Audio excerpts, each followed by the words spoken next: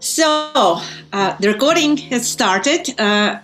Good afternoon, David. For you, it is good morning. We are doing our book club weekend project. It's number 23 and number 2 this year. And today we have another guest issue of our book club weekend, our YouTube channel about books that we choose and books that choose us, because we tend to notice that books are choosing us as well in the same way. And yes, here is my friend David. Let me call you my friend. David is actually a friend, a husband of my friend Maria.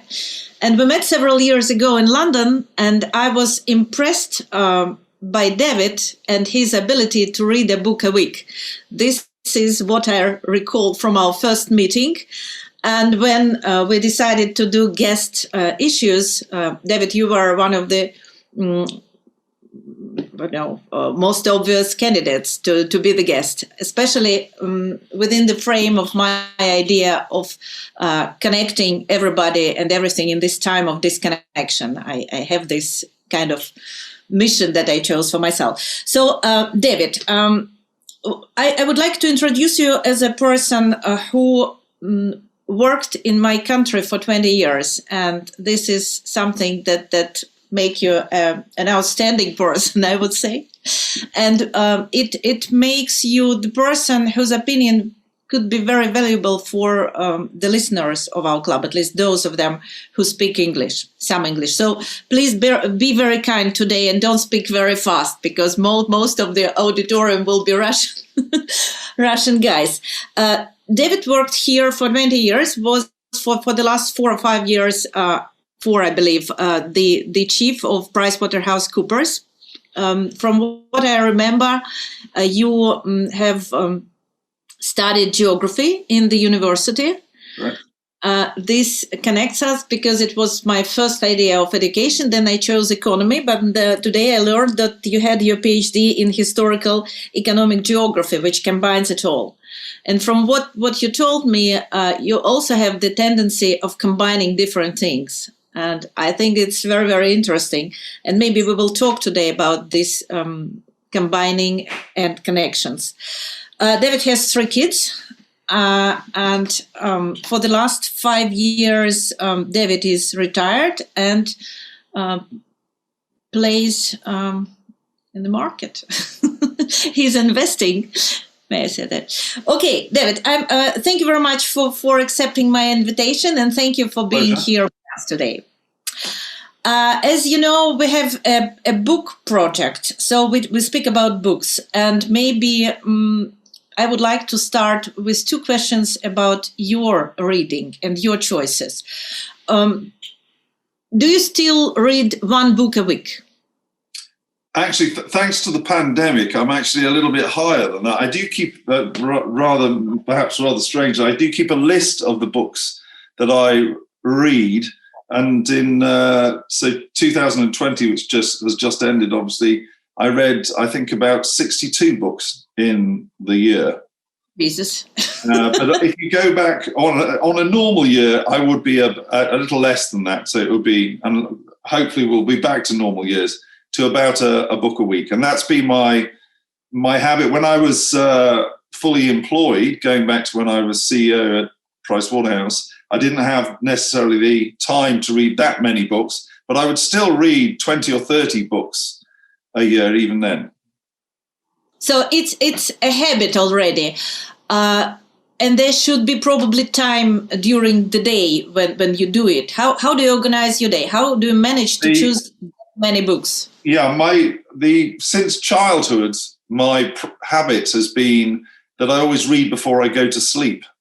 So in terms of the sort of core of the reading would be 20 or 30 pages before going to sleep. Partly I think it's because I find that sort of therapeutic, and whatever's going on in my life at the time, that period of reading helps to sort of, whilst I'm lost in another world in whatever it is I'm reading about, somehow the troubles of the day are digested, and I'm able to get a better night's sleep. So principally around the evenings, now that I'm retired, I do read, in addition to journals and newspapers and all the rest of it, I will read through the day as well. Depending on what the book is, how interesting the book is, I tend to read faster. Okay, so books are your therapists. Absolutely. Since I was a kid, I've been reading and buying books. So the house is full of books. Then the next question is, how do you choose? Because even when you read that much, there should be a choice. Sure. Or you read all of them. Yeah. How is it? In terms of selection, I think it's a little bit like a rabbit warren to some extent. I will read a book, and within that book, I will find references to other things, and that will take me. And with the benefits of online book buying, I'll buy the next couple of books that I'm going to read. So there isn't. I wouldn't say it's highly organized. It tends to be sort of organic. It grows as following different thoughts. So if I read a book by one person and they reference another book, I might look that book up and read that one. I do like reading, particularly because I've got an interest in politics. So I read the Spectator magazine and the Salisbury Review and these kind of things, and they have book sections. And so I'll sometimes pick up a recommendation by reading the reviews in those places, and again follow that particular line. I remember when I was at university, though, I used to also just look along bookshelves, and rather perversely, I would look for books that hadn't been taken out for a long time.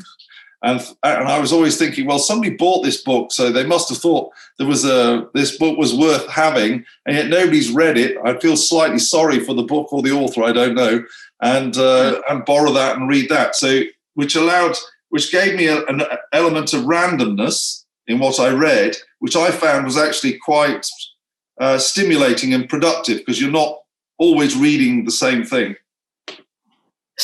In your sentence, the book is presented as if it is alive. It's interesting, but you said that you're a little bit sorry about it, so I imagine that it's kind of a person.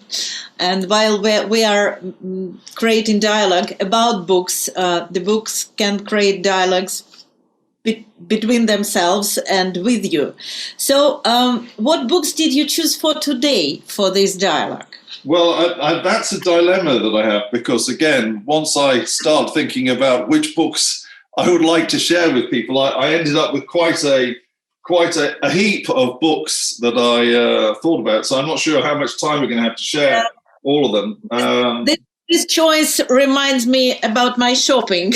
Yeah. And again, it's one thing leads kind of onto another. And I find, even though they can be about very different things, they have common themes in them in terms of they stimulate common thoughts and common challenges. Mm-hmm. Well, which one would be the first for today? Let's start with The Ajax Dilemma, which is by Paul Woodruff. Woodruff is a philosopher, but the Ajax dilemma is actually the dilemma faced by Agamemnon in the Trojan War, and so based on the Iliad. And what Woodruff does is he takes that dilemma faced by Agamemnon, the king of the Greeks, as to how to allocate rewards between the people in his army, and specifically between Ajax, who is the strong man of the army, the core of the army, and Odysseus, who is the clever, wily, and brilliant tactician. And so, but that obviously that is just something that hangs on to raises the issue about how you distribute rewards more generally, and it can be at a corporate level, at a societal level, between different people that contribute different things. And so it does that. Agamemnon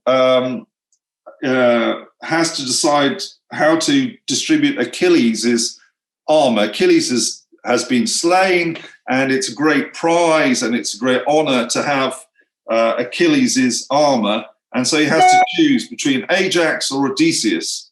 And he has to choose between the guy who's the core of the army, the guy who makes sure that you don't lose, or Odysseus, who is the brains of the army, the great tactician, who will make sure who is the one who could win the war for you.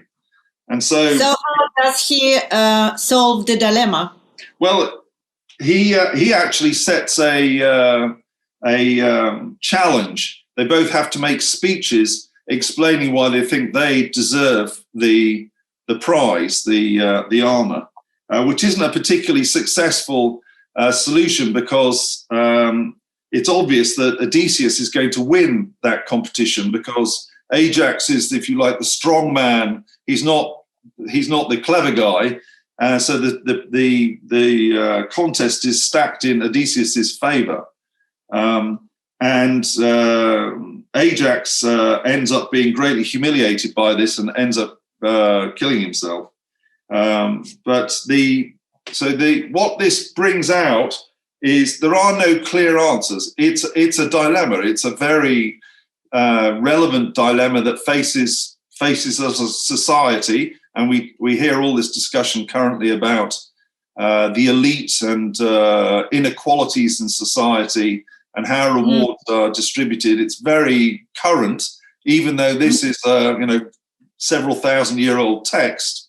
And this often happens that you find that classical books, whether it's 19th century Russian literature or ancient Greek literature or whatever, deal with dilemmas and issues which you find in your own personal life, which you find in society today. There are no clear answers, but it's about, if I draw a few answers from it, it's about the need for leaders to show wisdoms, which Agamemnon doesn't, compassion, moderation, respect. Respect is a key aspect of it. Even if you're if you take a football analogy, even if you've got Lionel Messi in the team, Lionel Messi cannot win you the game alone. You need to respect all the other players in your team, because unless you have a team, you're not going to win anything. So, and it raises, which I think is a very important point, which is leadership is an ethical issue. It's not just a mechanical, all of the management courses, etc. It's not a mechanical process. It involves ethical dilemmas, and the leader needs to have an ethical dimension to their the way that they run businesses or societies or whatever it is that they're leading. Yeah, it's interesting that in these ancient philosophers' works you can find the same dilemmas people have now. Yeah, and I'm also impressed by your ability to find political issues. Even in the old books. I believe that's what your brain is adding there. Well, I think the point there is that, and we are, humans are changing over time, but we're not changing that fast. So the same behaviours, the same characteristics apply to us today as applied 2,000-3,000 years ago, and classics are generally classics for a reason. That and I know I've got one teenage son, and persuading him to read classical literature, which means persuading him to read anything sometimes, is quite a challenge. And but they're classics for a reason. And so even if whatever classic, and when I say classic, it can be a classical economics text, it can be a classical like The Wealth of Nations, which is 250 years old, still absolutely vital in terms of a fantastic read with lots of things for us to learn from. Okay. So this is one of the oldest book in your list, I believe. What is one of the newest? Because I know that you are reading. It's a new book. Just appeared. Yeah. It's a new book, but a new book talking about an issue in a several thousand-year-old. Okay. And the content of it is to a very modern issue.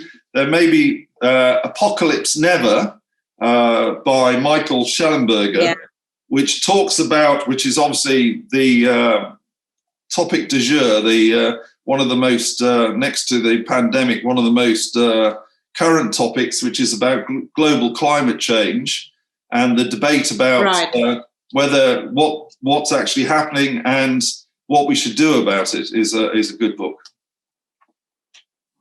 It's very interesting. I saw that you mentioned it in your social network. Yeah. And I downloaded it and I'm listening to it now while driving the car.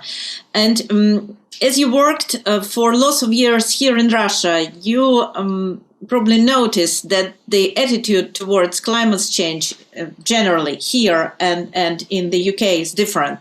Here people, I would say, are more skeptical about it as a fact. So when I saw the book from Schellenberger and started to listen to it, I was a bit joyful, I have to admit, because I belong also to I would say, to the mainstream of Russians who are skeptical and not about the problem itself, but about the way it is presented. Because the way it is presented reminds us and me about the way political things used to be presented in my country. And when I hear now this,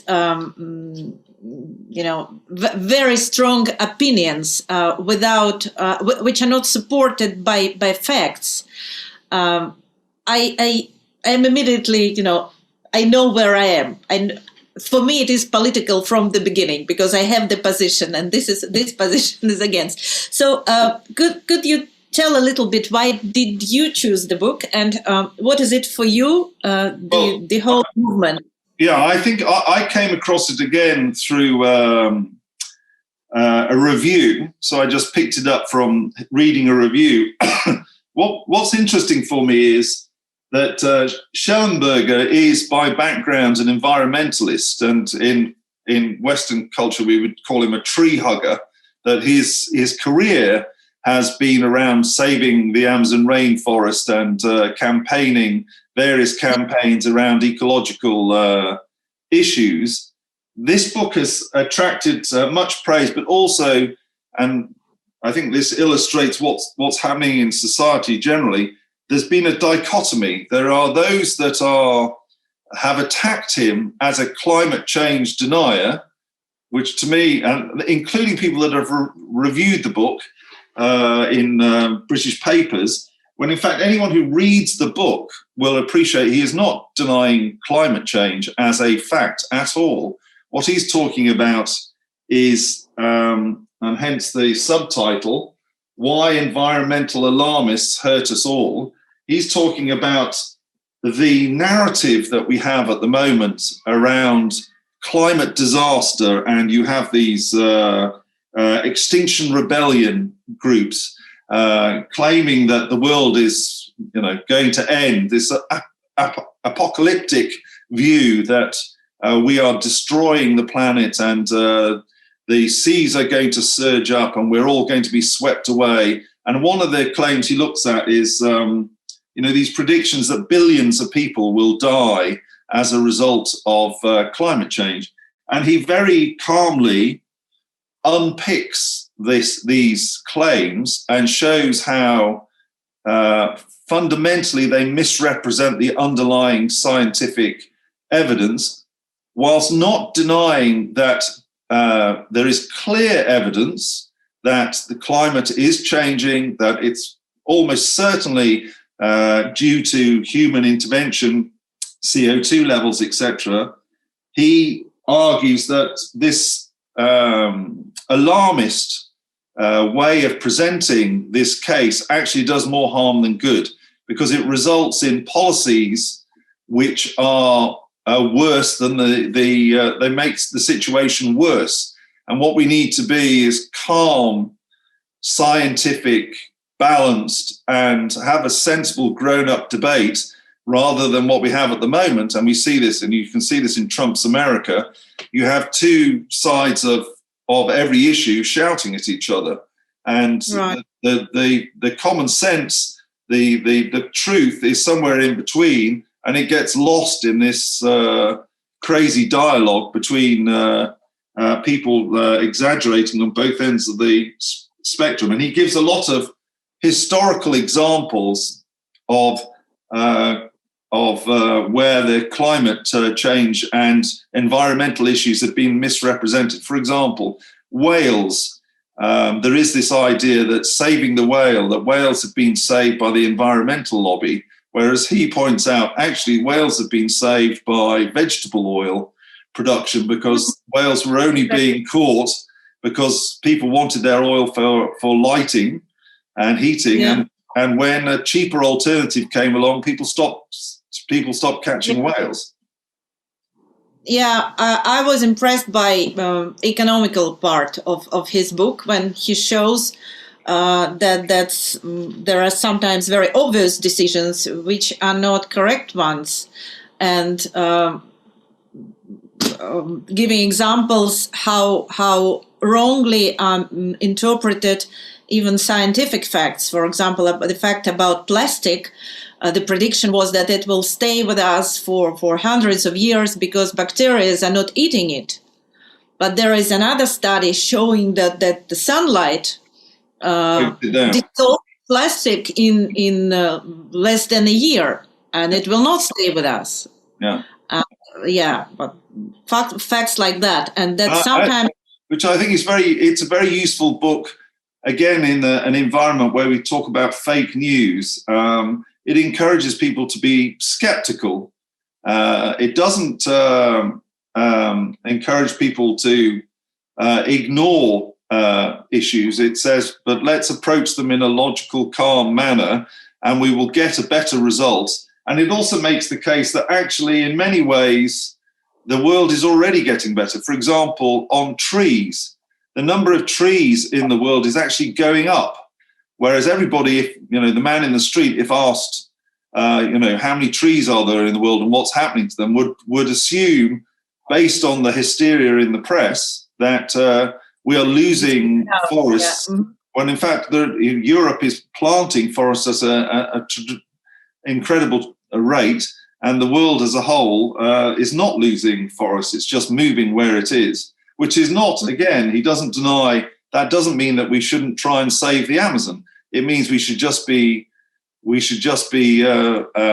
sensible and think these things through, rather than doing it based on emotional pictures of bits of forest being cut down and then jump to the wrong conclusions and apply the wrong solutions.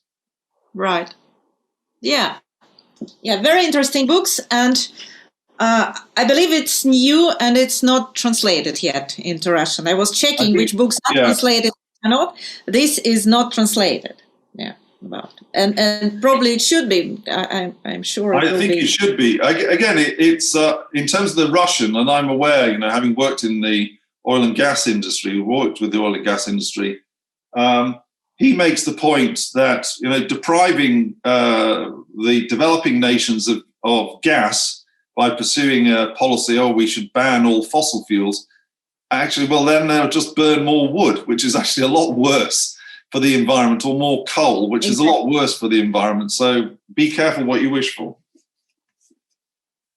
Exactly. I was thinking about my oil and gas clients when I was listening to this book, because for some cases it was better if oil was found in this country and the level of living will go up, because one of the main enemies of environment is poverty. Yes, exactly. Not the oil. Yeah. Mm-hmm. I would suggest to jump from this book to another book, which I believe will contradict usual point of view, at least European and American point of view. And I'm speaking about Jordan Peterson, because from what I know about Jordan Peterson, he's always arguing with the mainstream of thought. Yes, absolutely. And this book is translated to Russian. Yeah. Well, I think it's quite a recent book. I don't know, it's maybe a couple of years old. 12 Rules for Life by Jordan B. Peterson.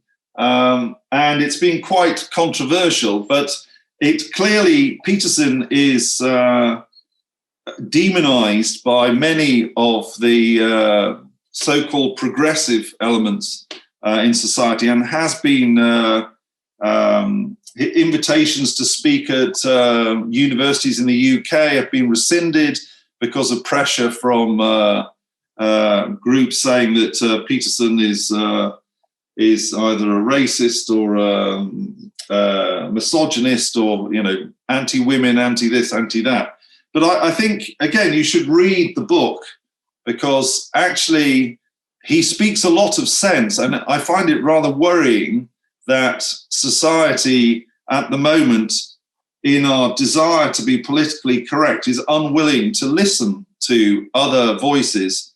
And if you read what he actually says, I personally think that he talks a great deal of sense. And if you like, my takeaway from it is that a lot of it is about being a counter to the culture, particularly not so much in countries like Russia, but in countries like the UK, for example. We have a culture of victimhood where people are brought up from being children to see anything that they don't like in their lives as not a consequence of themselves, but as a consequence of them being victims in some way of society, or they're being discriminated against. And that's where we go down into this rabbit hole of breaking society up into small units, whether it's based on sex, or whether it's based on culture, or whether it's based on religion, or whether it's based on whatever, ethnic background, and the whole Black Lives Matter and all of this stuff. And you end up with a culture which says nothing is really, you are powerless, and all you can do about your powerlessness is complain and demonstrate because you are being cheated by somebody else in society. You are a victim, which I think is absolutely dangerous as a trajectory, because I think it undermines the fundamental energy that you have to have in a society if a society is to move forward. If you're constantly devoting your energies to seeking victimhood. Right. Okay. And then he has his 12 rules are very straightforward. They're entertainingly presented. A lot of them are common sense things, and which we have lost in our culture, like things like stand up straight, tell the truth, set your own affairs in order before you start telling other people how to manage their affairs, kindliness and thinking, what we'd call mindfulness, but applying mindfulness in a productive way to really think about what you're trying to achieve, and in doing so, there's a greater chance that you'll actually achieve it. So I think it's an antidote to and for example, in the UK, we have the BBC. Almost every story is about how the state needs to give us more money. The state needs to give us more money because we're victims, rather than saying, well, what can we do about this ourselves, and promoting these values and saying, the solutions to most of society's problems are actually for society to focus on positive steps to change, rather than to just seek the government to give them ever more bailouts. When you say it, I was smiling because nobody in my country will say that the country and government should give us more money, because it will not. Yes. I believe you started to be more socialistic and we more capitalistic. Well, absolutely. Well, it started we've been heading in that direction for a long time. I think the election of Boris Johnson's government indicates that there is a desire to turn the clock back and start going in the other direction, because the majority are now tired of constantly being told how bad they are and that they're responsible for suppressing the minorities. And actually people are increasingly looking for government to help themselves rather than for government to constantly be intervening in everything in their lives. So I think you're right. I think, and I hope that Peterson and others, that there is a trend away from this now, and that we are turning on this victimhood culture, and hopefully with positive results. Very interesting. Why don't we jump to the book about sleep, which I found in your list?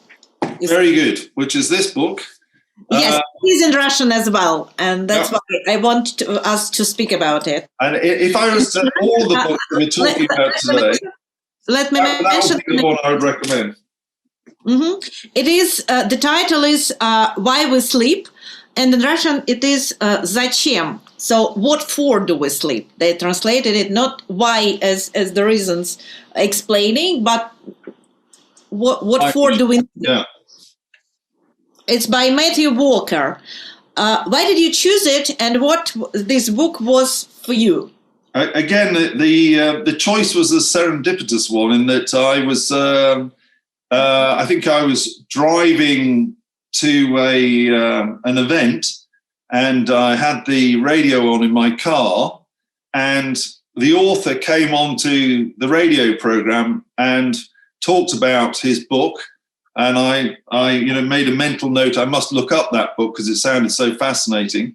And so I bought the book and read it. And I must say, as I just indicated, if your colleagues, listeners, pick one book that they definitely should read, and if they read this book, they will get a benefit, and then maybe they'll decide maybe I should read some of the other books. It is Why We Sleep, because I do think, or Zачем, because I do think that this is a very powerful and interesting book. In what sense is it powerful? Because it takes something as simple and everyday as sleep, that we kind of is, obviously part of all of our lives, but demonstrates how little thought we give to how important sleep is. And, we are barraged with information about what vitamins we should take, that we should go to the gym, what we should be eating, what we shouldn't be eating, and all the rest of it. And yet this book, Мэттью Уолкер makes a very powerful case that if you get one thing right in your everyday, how you organize your life, getting your sleep right is fundamental not only to how you feel, but how successful you will be, how much energy you will have, and how productive you will be. Right. And how long you will live, how high the chances of you having mental problems are, etc., etc. It is incredibly powerful. And again, based on, this is a guy who's been studying sleep for many years, incredibly powerful scientific evidence, but the consequences are very surprising, and there is some sort of simply mind-boggling evidence in the book that makes you sit back and think, well, that is just astonishing. I'll give you one example. Мэттью Uolker works with football teams, and he works particularly with players when they get injured. Obviously, the way that football works is particularly in the UK. These guys are earning a great deal of money, so it's very important for the for the football, the finances of the football team, that these guys are fit. So when they get injured, they want them to get better. They want them to return to the team as soon as possible. So his work demonstrates, firstly, that if you have good sleep, you recover from injuries. It may be an ankle injury, it may be a muscle injury, it may be whatever. Your recovery time is greatly reduced if you have a good sleep regime. That is perhaps intuitively, you might think, okay, that kind of makes sense, but the numbers are very stark. It's not a marginal change. It's It's a dramatic change. So it's of the order of tens of percents quicker to do that. But even more astonishingly, not only will you recover faster, your chances of getting injured in the first place are greatly reduced if you have a good sleep regime. And how amazing is that? You know, how does the guy who's going to tackle you know that you're getting a good night's sleep? But it's because, you know, the logic would be because the sleep improves your cognitive abilities, therefore you avoid those injuries because you're just that nanosecond faster or more aware, and therefore that saves you from the injuries in the first place, which is an amazing insight. And David, did you choose your sleeping habits somehow? I tried to. Unfortunately, my 4-year-old has got different ideas about my sleeping habits. But no, definitely it makes you appreciate that getting a good night's sleep is not a nice thing to do. It's an essential thing to do. And certainly, you know, going back to my reading habits, I've always read just before going to sleep because I think it helps me to have a nice, quiet, it helps me to unwind and therefore have a better quality of sleep. And Walker talks about the different elements of sleep, you know, deep sleep and what you do in the different periods and how important that is in terms of your mental health. Okay, right. Any recommendation? Usual amount of hours, 8 hours, or he has something specific? What does he recommend? Different people, it will be different amounts. You know, given the nature, there's a huge range of patterns. So he's not saying that everybody should have exactly this amount of sleep, but he's just encouraging people to get a decent amount of sleep. And he, let me give you one other example. He says, basically, for every hour of your normal sleep that you lose, it has the same impact as a glass of red wine. Mm-hmm. So, for example, and I've done it myself a few times, I've gone into London, driven into London, attended a social event, gone to bed relatively late, but had to get back home to Gloucestershire. So I've set off at 6 o'clock in the morning or something in order to get back here in time for what I have to do in the morning. And but then you realise, well, actually, if you've taken 2 hours off your normal sleep patterns, when you wake up, the impact of that on your cognitive abilities, on your awareness, is the equivalent of 2 glasses of red wine. So even though you haven't got alcohol in your system, you effectively have the same dysfunctionality as you would do as if you had alcohol in your system.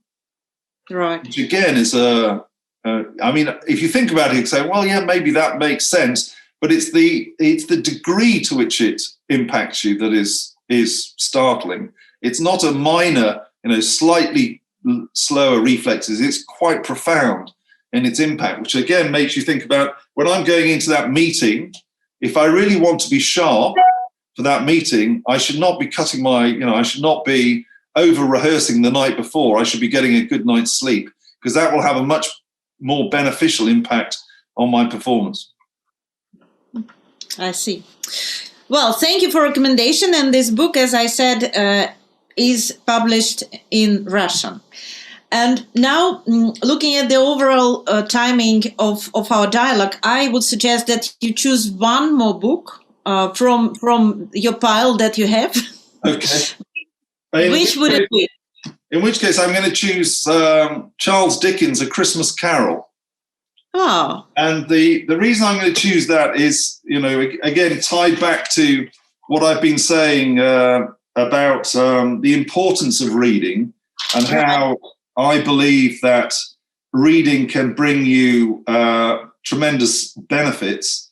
Harold Macmillan, who was a prime minister in the UK in the 1950s, 1960s, famously always read. He read, I think his favourite author was Anthony Trollope, who's a 19th century author. And he was somewhat derided for this habit of reading, even in the middle of national crises, he would still read his Trollope.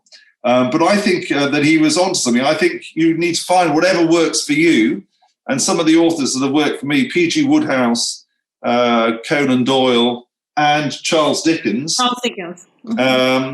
Because they not only, these are classic books, and as I said earlier, they're classics for a reason. I've never read a classic book and thought I can't understand why anybody thinks that's a classic.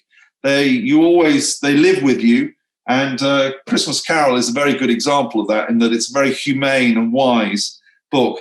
But I would encourage everybody, pick whatever type of book you like to read, and it will repay you through improving your sleep, thanks to why we sleep, which is a good thing, but it will also repay you in terms of your mental health. I think reading is a wonderful thing for people's mental health, which is a very hot topic at the moment. When I saw Charles Dickens' book in your list, I believed that you read it for your children. Now it sounds that you read it for yourself. That particular book, I must admit, Christmas Carol, I chose that partly because it's my daughter, my 6-year-old, has started reading it, and also because it's a sort of seasonal choice, if you like, coming just on the back of, I think we had Russian Christmas a day or two ago, so it's a seasonal choice. But it's a beautifully well, these great authors, it's a beautifully well written book, and I find it touches you. It does elicit a human response, and I think it's wonderful that a book that was written in that case about 150 years ago can still be so relevant. Again, going back to the discussion of the book based on the Iliad, these human qualities don't change, and the wisdom of these great authors is still relevant today and can help us in our everyday lives, help us to relax, but also inform us and help us to appreciate life. And there's nothing more life-affirming than A Christmas Carol, because that genuinely is a book that you'd have to have a very low opinion of humanity and read that book and not come out of it happier. Thank you, David. Now, when our dialogue comes to an end, maybe you can share a piece of advice for our people who are listening to our book club. I noticed that among people whom I know, there are people who don't read at all. There are people who read more than I do, like you. And there are people who are in the middle, and they are saying, I would like to read if I have more time. So they are recognizing that they would like to read or to read more, but they think that it's about time. Can you give them an advice? How can they proceed? What can they do? Yeah, we all lead busy lives, and back when I was head of Pricewaterhouse in Russia, that was a busy life, and certainly it was harder to find the time to read. But I think my advice would be that I think there is something about this technology which is thousands of years old. And I remember attending a internal training event, and they'd invited along an expert on the coming trends in e-commerce, and this is going back 15 years or so. And basically, the guy said, "Oh, the book is going to die. Nobody will read books or magazines in the future. Everything will be online." And I was just very skeptical about that, because I think there is something very something about that 2,000, 3,000-year-old technology, and it's survived that long for a reason, which is I think that it nourishes you intellectually and spiritually, and missing out on that is a mistake, and it's a shame. I don't think you have to read to survive, but life is about more than surviving. Life is about having a rich and full life. And I think anybody who invests a bit of time, and it can be a small amount of time, it can be 10, 15 minutes before you go to sleep, or it can be, it can be if we ever get back to going on holiday, lying on the side of the pool with a book, or on